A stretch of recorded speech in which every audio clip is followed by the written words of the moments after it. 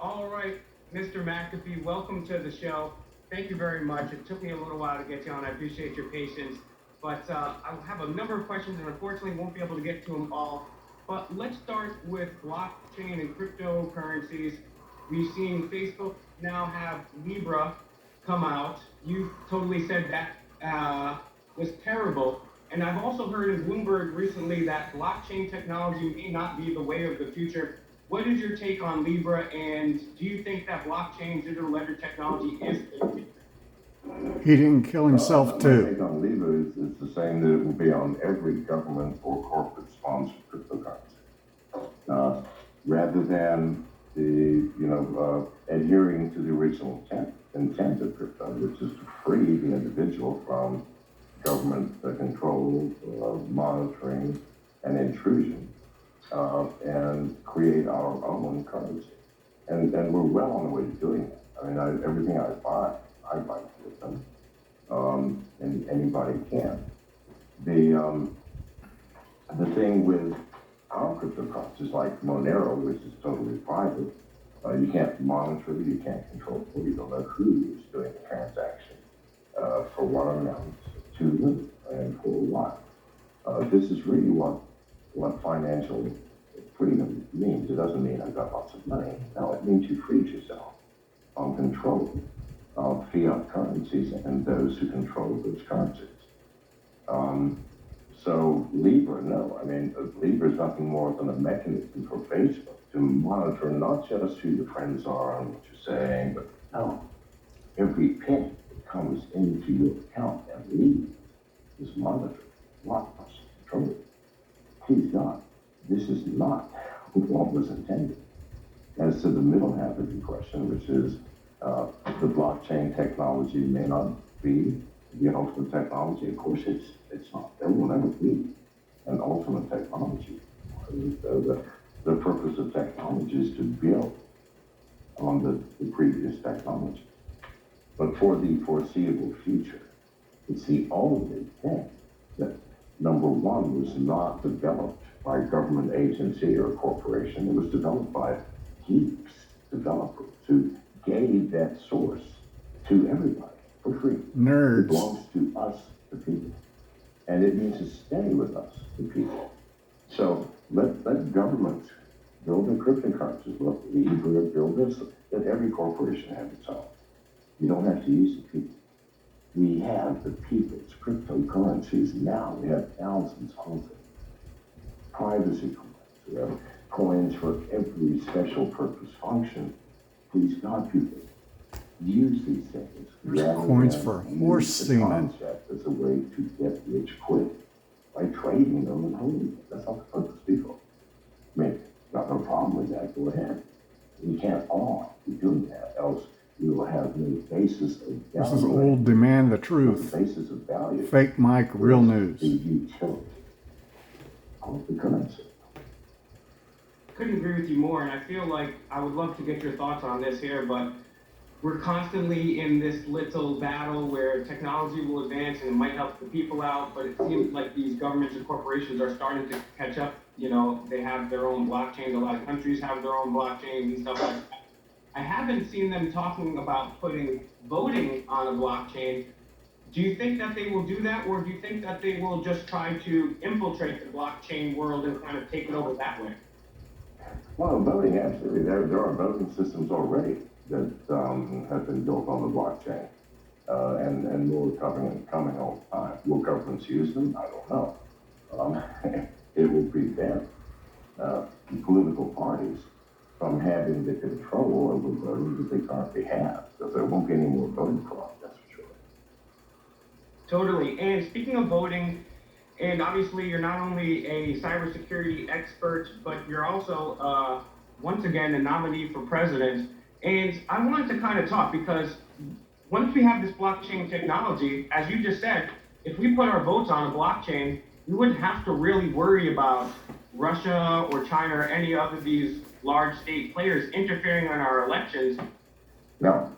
But there was an article about a year ago that said, from a Wall Street Journal, I believe it said, oh, we don't have to put voting on the blockchain just yet. It's because I think that they want to have control, not just really Russia or China. It's the U.S. wants to be able to meddle over their own elections and kind of have a leeway.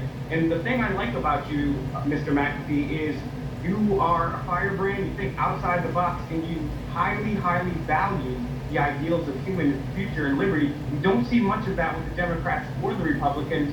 If you could speak to not only what you're going to be doing this upcoming election season, but also what you think might happen out there in 2020. To me, it looks like the Democrats have a rather weak field, but who knows what's going to happen from here as far as Trump, and also, we've had Ball 7, Russia, and this election. What do you think is coming up for not just yourself in 2020, but the United States in general? Well, keep in mind that it's advantageous for a political party to be able to blame another political party or even a foreign government for an election.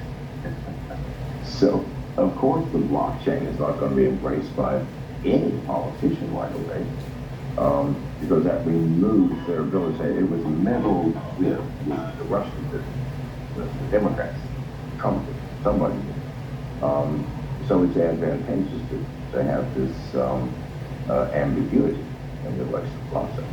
As for me, if anybody out there believes that I could ever be president, then you need to stop smoking rainbows, because people, that's not going to happen. I'm John McAfee. You know that. Can't happen. And so why am I running? I'm running because I get the national stage, like I did in 2016. Ran on the Libertarian banner, got the national stage. I need that again, because I really need to say what I perceive as wrong with our country, and what steps we can take to prevent this, not through the election, because it doesn't. He's got to. I think it matters. We really think it matters who's president. I mean, can you point to any specific thing? He is right. And he didn't kill himself. For the better years, because of the election of the president. It doesn't touch you. It doesn't touch your life. What touches your life is the real government behind this political plan. And if you think there's no real government behind, then you simply have to use your people. Because, keep in mind, we have agencies like the CIA, arguably the most powerful organization on the planet, who have career personnel. You don't quit the CIA and you're never fired. You may get laughed. But you don't quit and you don't retire. It's a lifelong job, during which time you continue to work for the good of the country. And I truly believe these are not evil people. They're not, satanic people trying to take over the world. No, they're really trying to do what they think is right for America. But the CIA has a word for politicians. They call them transients. It's a very important word to understand, because it will give you a clue into what's really happening. The CIA has career people who spend their lives digging into the depths of international relations, political alliances, cultural histories, religion, language, and everything else, such that you could never train a president in 100 years, what the collective of the CIA knew. And they think these transients are incapable of running this country because they are oblivious to the real problems. And the real problems are so complex, you can't explain them to someone as dull as a politician. So they feed Congress and presidents what they need in order to motivate them to act in ways that they want. Prime example, for some reason, God knows why, the CIA needed Iraq to be neutralized and neutral as a power in the Middle East. And the only way to do that was to invade it. How the hell do you get someone to invade it? Now, he didn't kill himself. Him and Epstein are probably sitting on the beach in Tel Aviv drinking, snorting lines, having little 20-year-old girls carry him their drinks. He didn't kill himself, too. This is Fake Mike, Real News. Demand the Truth, Will Smith.